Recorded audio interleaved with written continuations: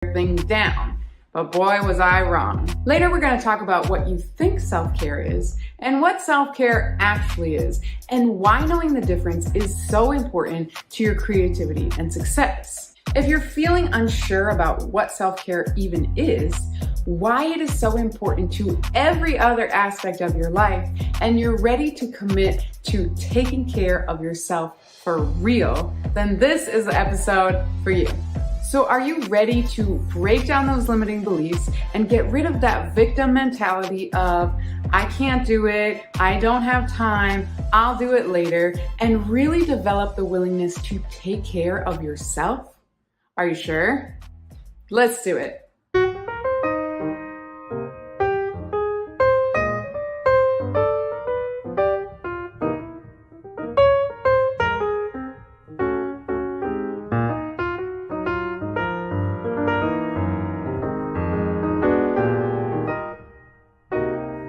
Self-care is kind of this new elusive term that's casually thrown around in conversations. But what does self-care really mean?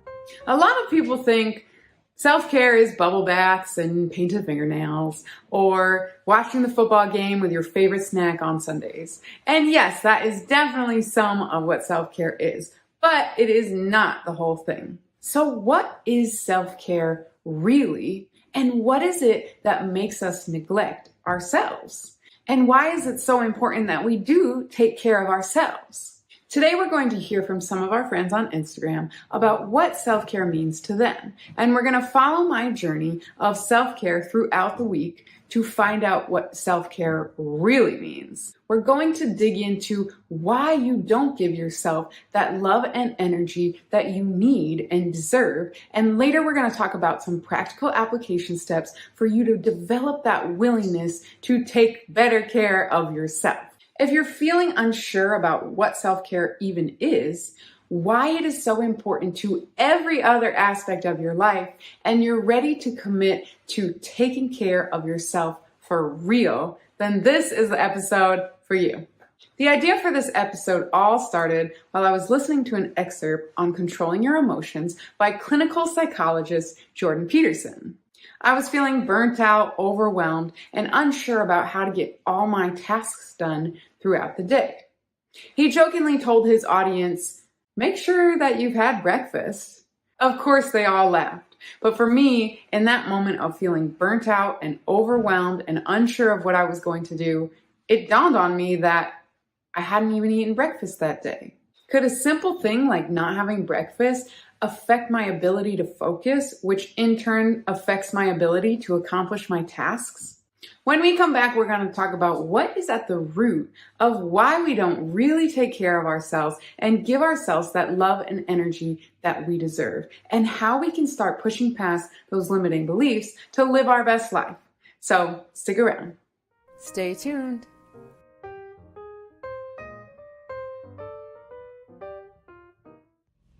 Happy self-care day.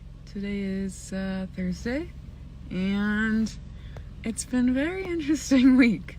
I've learned a lot about just doing more things that are really about self-care. And my biggest thing that I'm learning is that the reason you won't stick with it is because you fall off, you get discouraged, then you just don't do it anymore. And I've had to make a very conscious effort this week to be didn't do it yesterday, doesn't matter, getting right back on and doing it again today. Didn't do whatever, not feeling guilty, moving on to the next. And that's something I think you have to stay conscious of, or you really will it will push you to the back and you just won't take care of yourself. And all of a sudden days go by and you're like, what the heck? The willingness to take care of myself means that I get up at 4:30 in the morning to spend time focused just on me before the rest of my house wakes up and needs anything from me. I read personal development to get my mind right, and then I work out to boost my energy, to continue my fitness journey, and to make me the best version of me I can be, so that I can then pour into others. We cannot pour from an empty cup.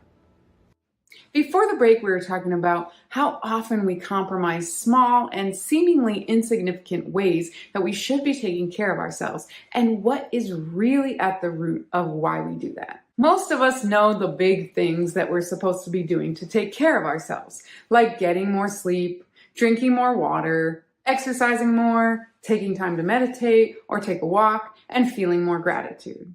All of those are extremely important for your health, your happiness, and in turn, your success. But I'll be honest with you, that is where I fell into the trap. Yes, self-care is more sleep and more water, but it's also the little things that we tend to let slide.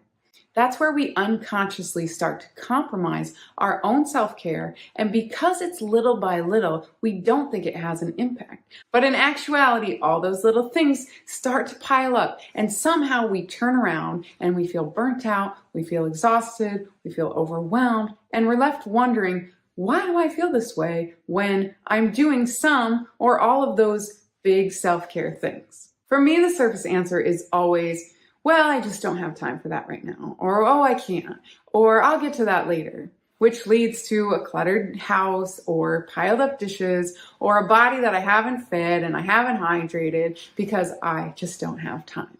Can you relate? I know some of you are not going to want to hear this right now, but the real first step in developing that willingness to really take care of yourself is breaking that addiction to having a victim mentality.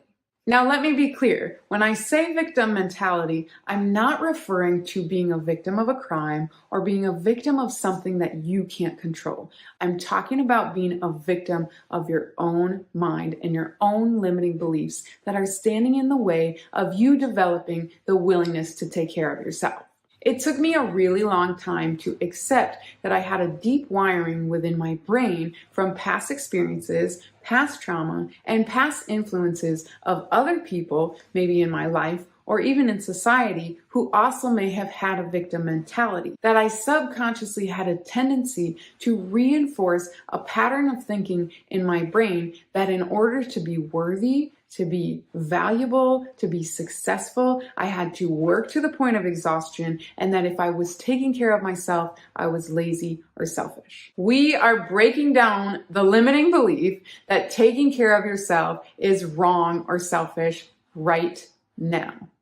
Taking care of yourself first is literally everything. It needs to be your number one priority. Whether you're a mom or you're a dad or you're a teacher or you're in a family, it doesn't matter. Taking care of yourself first is going to positively impact all of those other areas of your life. Next, we're going to talk more about what that victim mentality really means. What are those little things that you might be cutting corners on that are really adding up?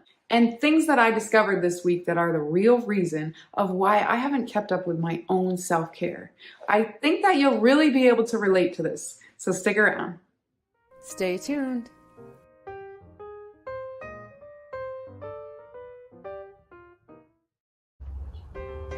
Hi Alaura, thank you for inviting me to share about self-care, because it's actually a topic I'm really interested in.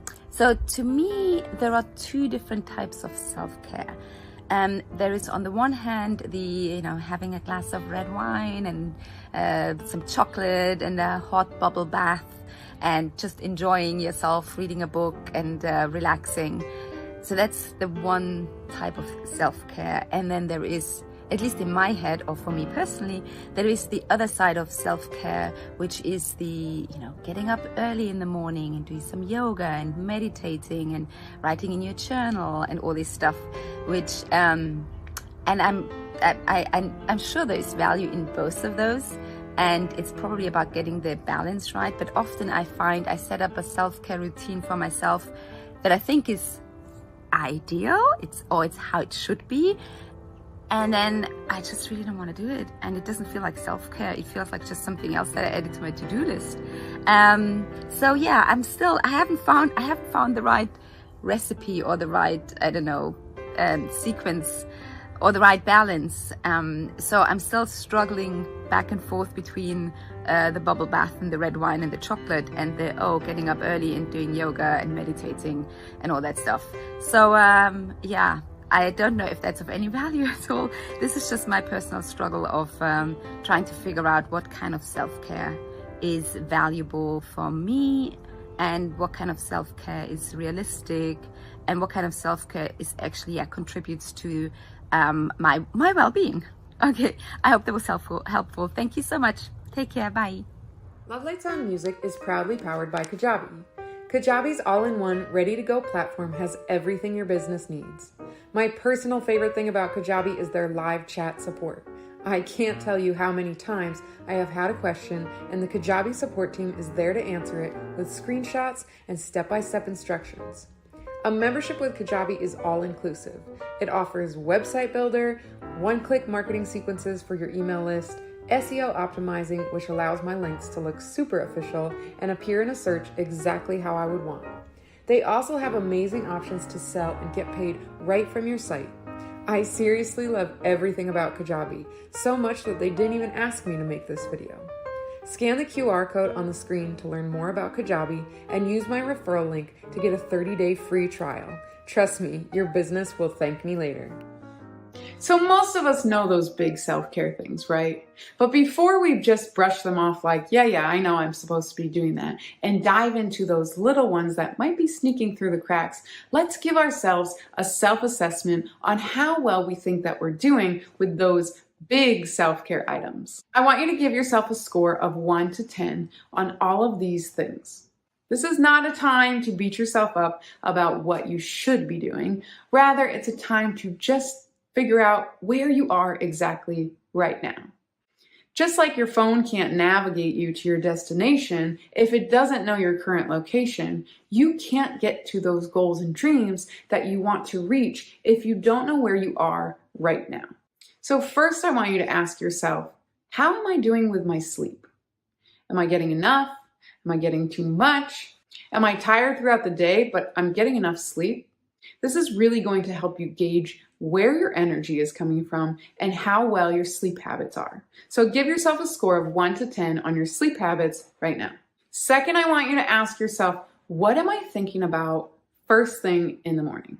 Meditation is a proven technique that calms your nervous system, reduces stress, strengthens your immunity, lowers blood pressure, helps to manage anxiety and depression, improves memory, regulates your mood, and increases self-awareness. So give yourself a score of 1 to 10 on how your morning routine is going. Are you just jumping into the day thinking about all the stresses from yesterday, all the worries that you might have about today, or are you relaxed? Are you taking time to focus? Are you taking time for yourself right at the beginning of the day? Give yourself a score from 1 to 10 right now.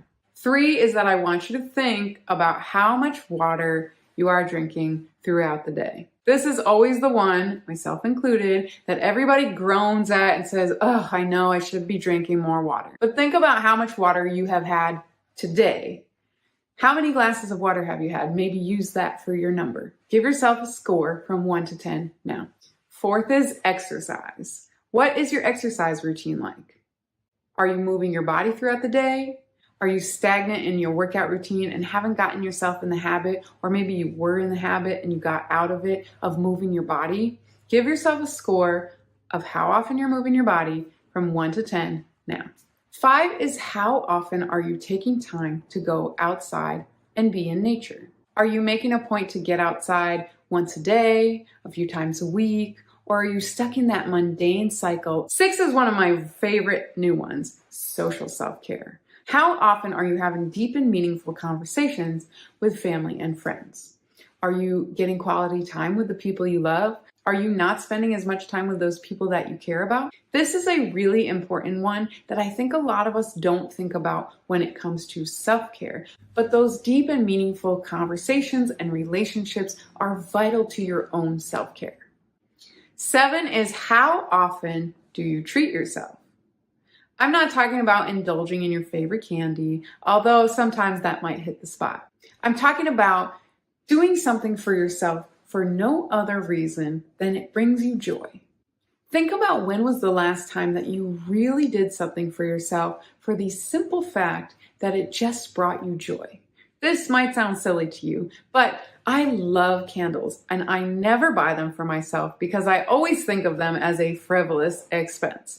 Well, during my self-care this week, I went to the grocery store and I bought myself a really nice candle that smells like my mother's house in the fall. I've lit it every single day this week, and honestly, just the smell of my house smelling like my mom's house in the fall, it just smells like memories, and the ambiance that it brings to my workstation and my workspace, calm and tranquil, it has made a world of difference, which seems like, how could a candle do that? But just one simple thing that I did really for myself, for the pure joy of it, has really impacted my self-care this week.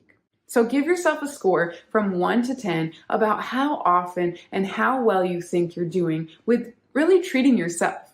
8 is how often are you indulging in screen time? And how often are you taking a break?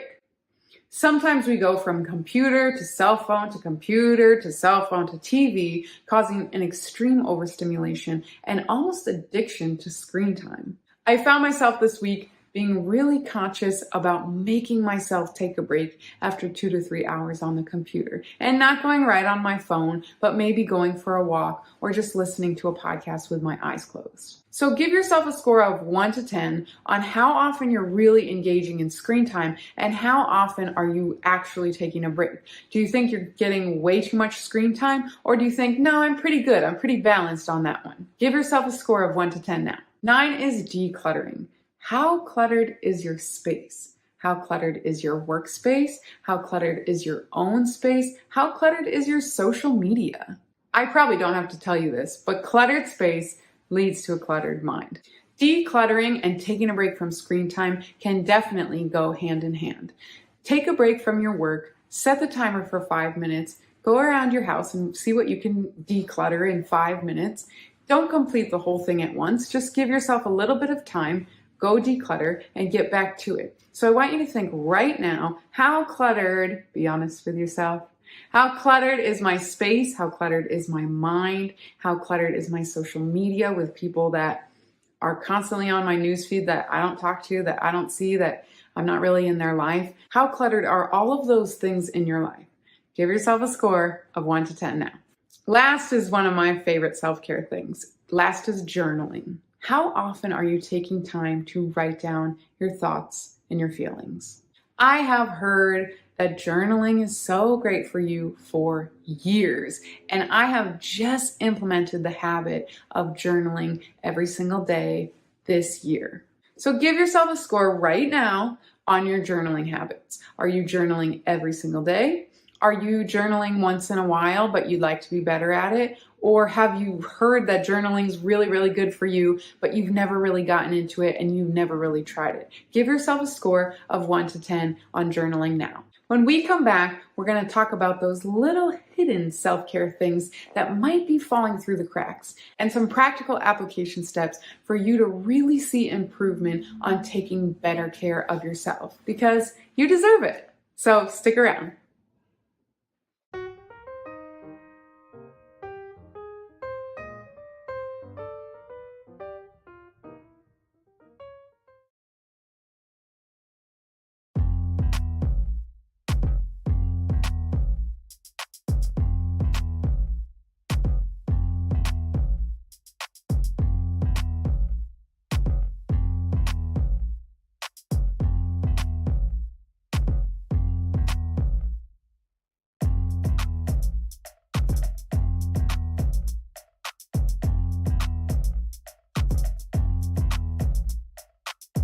Beyond your mattress.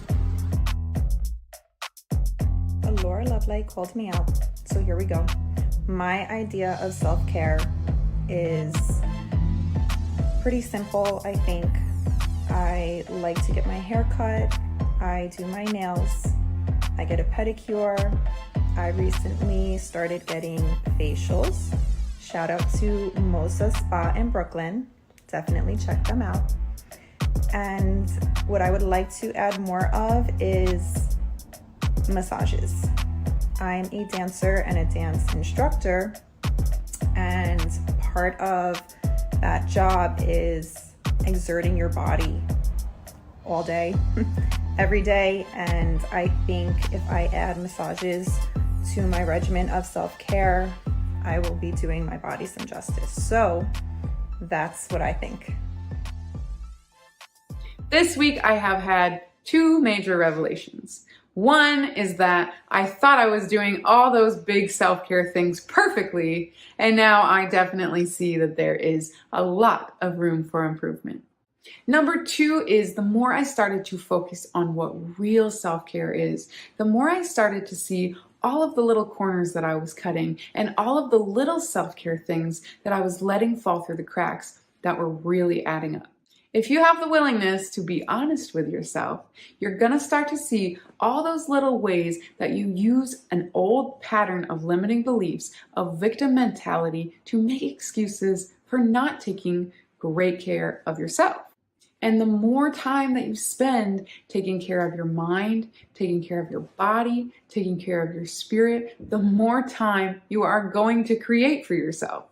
So what are those sneaky little self-care things that we use a victim mentality on to let fall through the cracks? Take those few extra minutes to do a task correctly. Take those few extra minutes to tidy up your space that you're working in so that you don't feel anxiety. Take those few extra minutes to answer the phone when somebody that you love calls, and spend time in a good conversation with them to feed your spirit. All of those little things are going to add up, and they're going to help you be more productive, more focused, and better at accomplishing the task at hand. Another one of those sneaky self-care things that we tend to try to work around is multitasking. Now, if you're present and you're aligned, you might be able to multitask really well. But really stay conscious of how often your mind is wandering onto the whole rest of the day or the next steps that you have to take throughout the day, and not just focusing on the task at hand. I'm definitely guilty of this one a lot.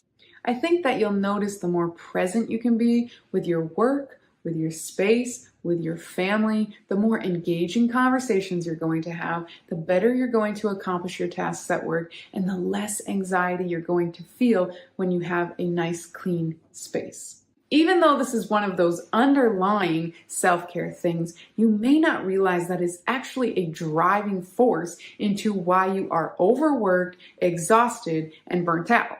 Maybe you have a really judgmental sister or mother, or maybe your coworkers roll their eyes at your self-care practices. Or maybe you're part of a mom's group that make you feel like if you're not busy enough, you're not doing a good job as a parent.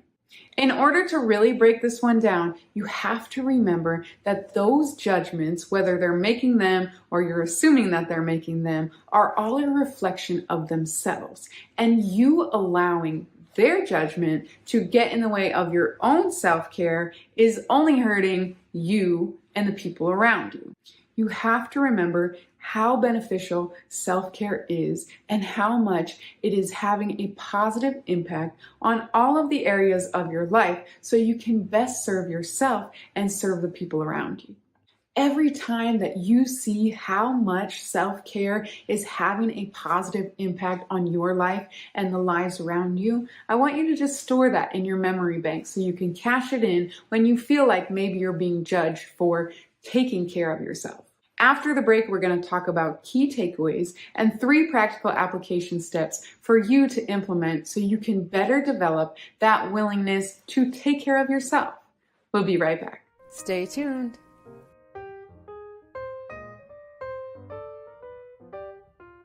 Hi, Alaura, Olga here. For me, most recently, self-care means setting boundaries. So when do I take calls? When do I answer emails? Or when it's actually me time? So I can regroup and recharge and be my best self. So aside from the obvious, eating well and exercising, which truth be told, I have neglected because I'm kind of busy.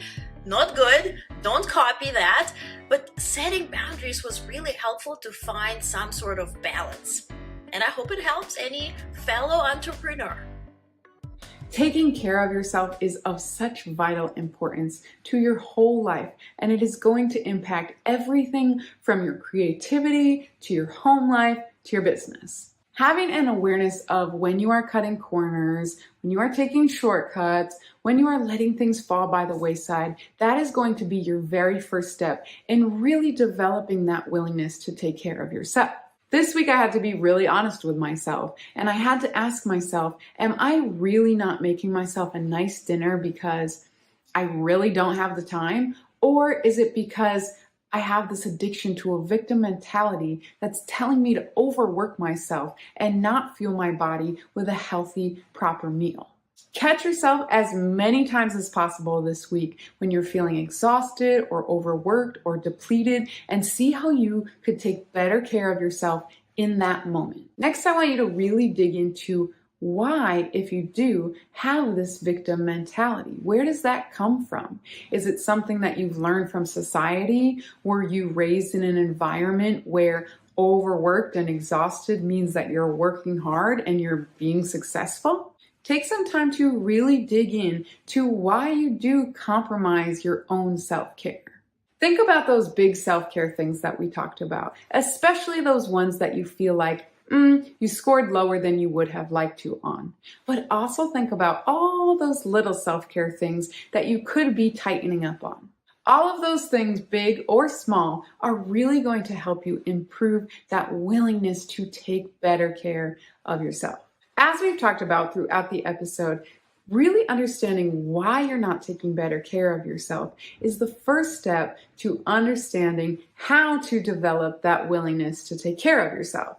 So now that we've identified what might be stopping you and what are some things that you could be doing to take better care of yourself, let's talk about 3 practical application steps for you so that you can develop that willingness to take care of yourself long term. I want you to think about all those big things that we talked about in the beginning of the episode of ways that you could take better care of yourself. And I want you to just pick 2 or 3. We have a tendency to feel guilty about all the things that we haven't been doing, and then we want to fix all of them, and then it's completely overwhelming. We don't stick to it, we fall off, and we're back to where we started. So I just want you to pick 2 or 3 self-care things that you're going to work on this week. And once you've mastered that 1 or that 2 or that 3, then you can start to add in the other ones that you like to work on. Next, I want you to think about all the ways that you can make it easier on yourself to maintain these self-care things. Come up with some little tips and tricks for yourself throughout the week that are going to help you stay on track with these self-care things that you know that you want to improve on. Make yourself a water bottle the night before, or maybe start to prep your meals ahead of time, or maybe even schedule in time to go outside during the day. Let us know on my Instagram what are the tips and tricks that you've come up with for yourself that are helping you take better care of yourself. I noticed this week myself doing better, and then I would fall off, or I would start a habit, but then maybe I wouldn't follow through on it. You have to remember that you have some very deep-seated, old, limiting beliefs and patterns of thought in your brain that you're going to have to rewire in order to take better care of yourself. It's not your fault. You just have to be committed to rewiring those old patterns of limiting beliefs. When you notice that you maybe didn't follow through on a self-care thing that you'd like to be working on, just brush it off. Tell yourself, it's okay. There's some old patterns of thought in there. There's some old limiting beliefs, and we just have to keep working to rewire them. The less discouraged you feel and the more you let yourself off the hook, the easier it will be to break down these old patterns and rewire new healthy habits. That's all we have for today's show. As always, thank you to the amazing team at Love Light Sound Music for making this show continue to be possible. Make sure that you head over to lovelightsoundmusic.com to find all the resources from this episode and all our other episodes on the show page. And make sure that you sign up for the exclusive newsletter so that you can receive some bonus material. I hope that you leave feeling more worthy, more valuable, more creative, and more willing to move towards creating your own best life. Remember to stay present, to be aligned, and to be willing to go after the things that are already meant for you. Love and light to you kings and queens, and we'll see you next week.